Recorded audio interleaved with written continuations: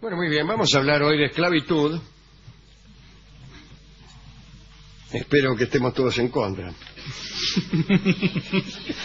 ¿En contra de hablar de eso o en contra, de la esclavitud? Digo, no sea cosa que después reciba cartas de oyentes indignados. Contra la ley de esclavitud. Bueno, hablaremos de la esclavitud, amigos.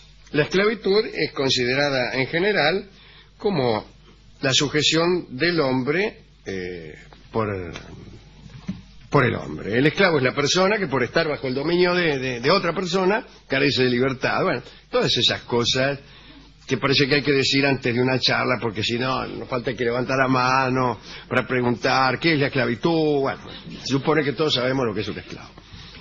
A veces la esclavitud proviene del nacimiento, uno nace hijo de esclavos, otras veces por la miseria, uno contrae deudas que no puede pagar en una sociedad que eventualmente castiga esas circunstancias con la esclavitud.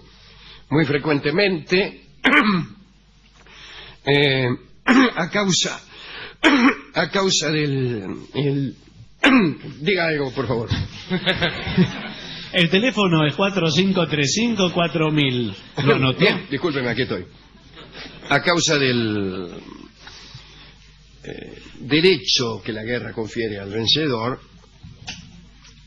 alguien se apropia de usted durante una batalla y lo vende como esclavo. La piratería también, en algunas circunstancias. Gente que directamente iba a cazar personas para luego venderlas, ¿no?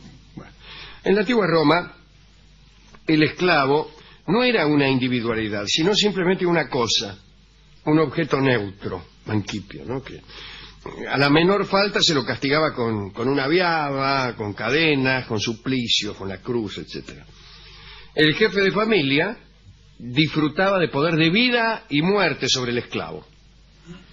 Por el contrario, otras comunidades eran más benevolentes. Para los hebreos, el siervo era un hombre y el amo que le daba muerte era castigado con la pena capital redondamente. Si lo hería, aunque solo le rompiese un diente, quedaba obligado a emanciparlo. O sea que si vos fajabas a un esclavo y lo herías, lo tenías que dejar libre.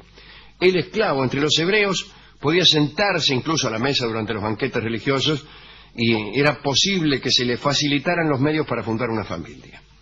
La esclavitud en Israel se parecía mucho más a un contrato de servicio, porque estaba sujeta a una duración determinada, aunque si alguno se negaba a cumplir con sus deberes de esclavo, era presentado a los jueces en la puerta de la casa del señor a quien se había negado a servir, y allí se le agujereaba la oreja al esclavo, ¿no? Como para ponerle un aro, desde luego.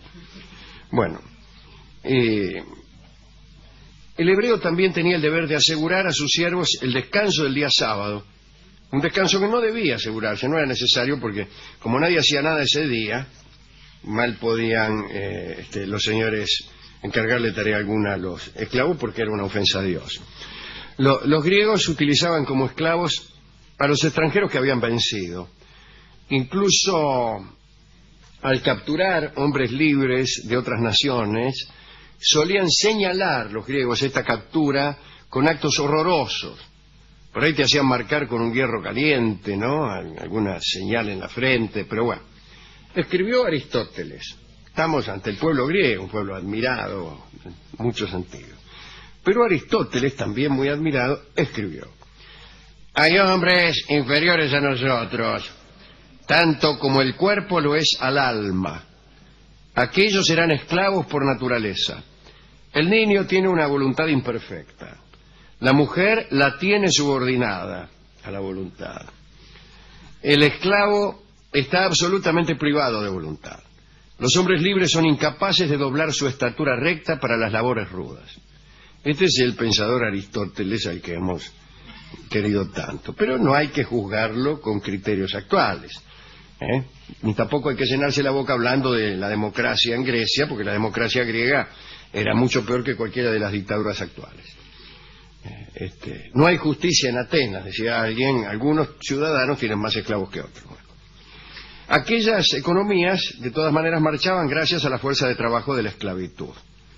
En la última parte de la desafortunada intervención de Aristóteles dice: los hombres libres son incapaces de doblar su estatura recta para las labores rudas. Bueno, las labores que se hacían con la mano, eran muy mal vistas en Grecia, lo hemos dicho aquí 1000 veces. Lo banáusico era despreciable y el tipo que trabajaba con la mano se consideraba inferior, incluso a los artistas que trabajaban con las manos, los escultores y los pintores no eran muy bien considerados. La esclavitud estaba alimentada de modo continuo por la piratería. Allá en las playas del Ponto Euxino, en las playas del Mar Negro, se cazaban esclavos. Los aqueos se distinguieron entre todos los helenos por sus continuas incursiones en las costas de la Tróyade para apoderarse de hombres, niños y mujeres que después vendían como esclavos.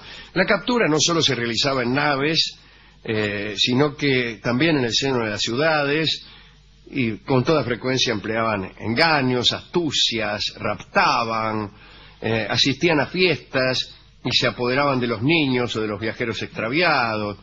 O sea que vos te ponías en curda, en un bailongo, y te despertabas en el mercado de esclavos de no sé dónde, ¿no? Te despertabas y veías un tipo que te estaba mirando los dientes a ver si estaba en Bonaglia. Egipto proporcionaba a Grecia a los nubios como esclavos de lujo. Jonia parece que daba esclavos que eran muy buenos flautistas y esclavas que eran buenas bailarinas. El Peloponeso, mujeres bellas y con ingenio. A muy bajo precio se vendían los capadocios y los cretenses. Como ustedes saben, los capadocios tenían famas de tontos, a punto tal que la palabra capadocio significó hasta hace no mucho tiempo tonto. Los cretenses famosamente tenían fama de embusteros, ¿no? Ahí está. Famosamente tenían fama, no. Famosamente eran considerados embusteros. Ahí está la famosa paradoja epimenédica que no me deja mentir, que empieza diciendo los cretenses siempre mienten, ¿no? En Chipre, en Samos, en Éfeso, en Atenas, había mercados de esclavos. Antes de adquirir al esclavo en la subasta, el comprador lo hacía correr y saltar a fin de cerciorarse de que no tenía ninguna enfermedad, como si esa fuera una prueba fehaciente de su estado de salud. Pero bueno, imagino al esclavo yendo hasta la esquina y volviendo. Iba un poco ameno el esclavo si no le gustaba la cara del comprador. El esclavo que lo era por captura generalmente trataba de escapar. Para retenerlo había varios métodos: cadenas en los tobillos, anillas en los brazos, un signo marcado en la frente por medio de un estilete. El que devolvía un fugitivo a su dueño recibía una cantidad de dinero, una recompensa. Y había entonces oficio de buscadores de fugitivos que respondían a los avisos que los amos hacían en distintos sectores de la ciudad, bueno, como en las películas del oeste. Según antiguos textos citados por Demetrio de Palera, la cantidad de esclavos por ciudadano, seguimos hablando de Grecia, era enorme. Vamos a ver, tenemos el censo de Atenas, acá lo tengo, lo acaba de preparar nuestro equipo de producción. En tiempos de Aristóteles, la proporción era 400.000 esclavos y 20.000 ciudadanos. Es decir, 20 por barba. 20 esclavos por barba, si la cuenta no me sale mal. Aristóteles tenía 15 esclavos. Aquí está, mira. Era medio pobre. Demóstenes, el orador, tenía 53. Existía una ley que prohibía manumitir, es decir, liberar, más de 100 esclavos a la vez. Incluso en los mitos griegos aparece la esclavitud, a veces por motivos extravagantes. Ahí está la pobre Trisífone, la hija de Alcmeón, se llama el tipo, acá no está bien escrito. Alcmeón era, si no me falla la memoria, el hijo de uno de los 7 contra Tebas, que era el mago Anfiarao. Y Alcmeón tenía una hija que se llamaba Trisífone, la había tenido con Manto, una chica llamada Manto. Bueno, Alcmeón le había abandonado a Trisífone y la muchacha creció en la corte del rey Creonte. Trisífone era tan hermosa, pero tan hermosa, que la mujer de Creonte sintió celos y, temiendo que el rey Creonte fuera a dejarla a ella para casarse con Trisífone, la vendió como esclava. Un día el rey se fue por ahí de paseo y a la tarde la mena fue hasta el mercado con 3 hijos y la vendió como esclava. Cuando vino el rey, dice, 3 hijos y la vendí. O sea que en este caso el motivo de la esclavitud fue la belleza. Ahora bien, fue a parar al mercado la pobre Trisífone y viste, compra va, compra viene. ¿Quién la compra? Su padre, Alcmeón, que no la reconoció y se había comprado una esclava. Y le compró a la hija. Le compró a la hija. Tiempo más tarde, Alcmeón se dirigió a Corinto para buscar justamente a la hija que había dejado a Creonte para que la criase. Dijo, che, Creonte, vengo a buscar a mi hija, dice que te la dejé para que me la criara, dámela. Le había dejado creo que 2, al hermano y al hermano. Dice, mira, al chico lo tengo acá, dice, pero lamentablemente a tu hija... y por ahí, mira, ¿cómo dice? Esa que tenés a esa es tu hija. ¿Para qué la venís a buscar si la tenés acá? Como, no, dice, esta es mi esclava, la compré el otro día. Y la hija no le dijo nada, papá. Pero si no la conocí, no, la dejaron cuando eran chicos. No había fotografías ni nada. Algunos dicen que incluso Alcmeón había hecho de esta esclava su amante. Pero acá en este programa ese detalle preferimos no creerlo, porque hay distintas versiones. Solamente una de ellas, ¿no? Bueno, pero suponete que sí. ¿Qué historia? Entonces dice, bueno, momento, pero esta es mi amante, no me dijo, no sé, bueno, ¿qué hizo el tipo? No lo sé. El mismo dios Apolo fue esclavo también por un tiempo, consecuencia de una conspiración que había urdido para encadenar a Zeus y apoderarse junto con otros dioses del Olimpo, una especie de golpe de estado en el Olimpo. Zeus sofocó ese golpe del que participaba hasta su propia mujer, ¿no? Y entonces fueron obligados los dioses participantes a trabajar. Apolo fue obligado a trabajar para el rey de Troya, Laomedonte, quien le encargó la construcción de los célebres muros de Troya. Terminada la obra, Apolo recuperó su forma divina y dejó de ser esclavo, pero para vengarse de Laomedonte le mandó a Troya una peste que asoló el país, pero esa es otra historia. Muy bien, en el tiempo de los emperadores cristianos, las leyes de caridad mejoraron un poco la suerte de los esclavos. A los raptores de hombres se los amenazó con cortarles la cabeza. Constantino reprimió la barbarie de los amos. León autorizó a los esclavos a casarse con personas libres. Bueno, en fin. Sin embargo, luego del descubrimiento de América, los colonos de las Antillas empezaron a reclamar brazos para explotar sus concesiones. El trabajo de los europeos había sido ensayado, pero sin éxito en aquel clima tan terrible, ¿no? Y a alguien se le ocurrió que los negros podían resistir el calor de las regiones tropicales. Y durante 4 siglos se transportaron millones de nativos africanos hacia América, procedimiento que fue legitimado por Carlos I de España. Se creó incluso un blasón especial que tenía por soportes a los negros. En 1687 se creó el Código Negro, cuya redacción estuvo a cargo del rey francés Luis XIV, que recomendaba la conversión de los esclavos a la religión católica. Llegaban en caravanas, los negreros, ¿no? Llegaban en caravana a los territorios de tribus hospitalarias en el África, especialmente en el Senegal, y comenzaban a concertar cambios en condiciones aparentemente correctas cuando no ventajosas para los nativos. Cuando estos llevaban sus mercancías para entregarlas a bordo de los buques, los desvalijaban, le afanaban la mercancía, los tiraban a unas bodegas infectas y los vendían luego como esclavos.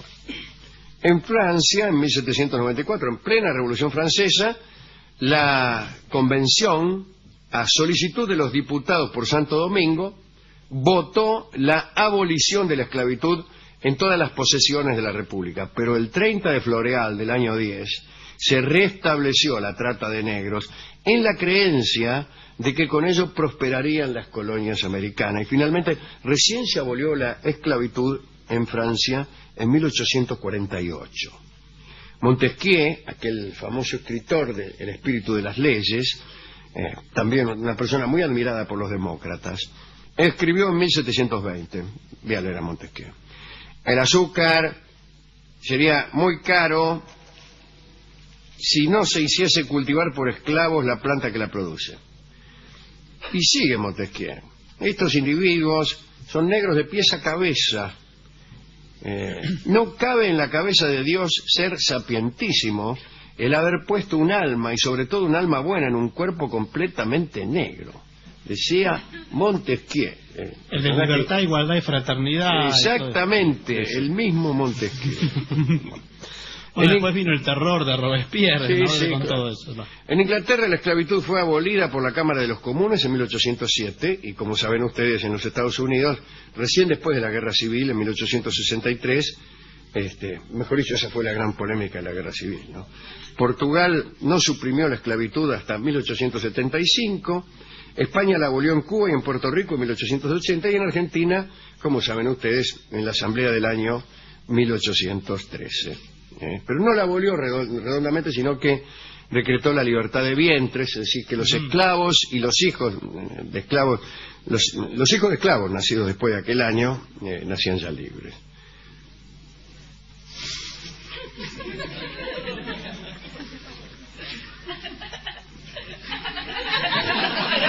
¿A dónde?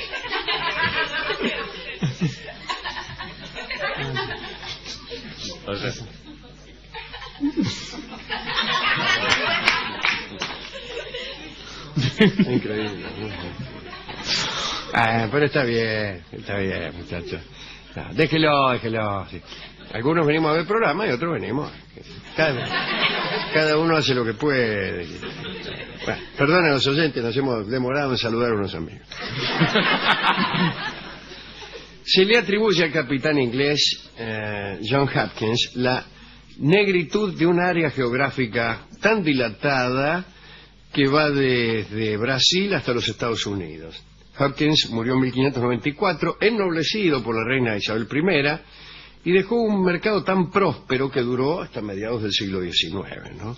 Se calcula que en el transcurso de esos 4 siglos, en que la esclavitud contó con la bendición de los estados, se llevaron de África a América 12 millones de negros. Todo esto gracias a John Hopkins. Y como dice Borges en el comienzo de uno de sus textos, es en la historia universal de la infamia. La negritud de esta zona geográfica produjo consecuencias, y hace una lista muy graciosa de esas consecuencias. El jazz norteamericano, etcétera, etcétera. Y la última es la deplorable rumba El Manicero. Cosas que no calculó Hopkins, ¿no?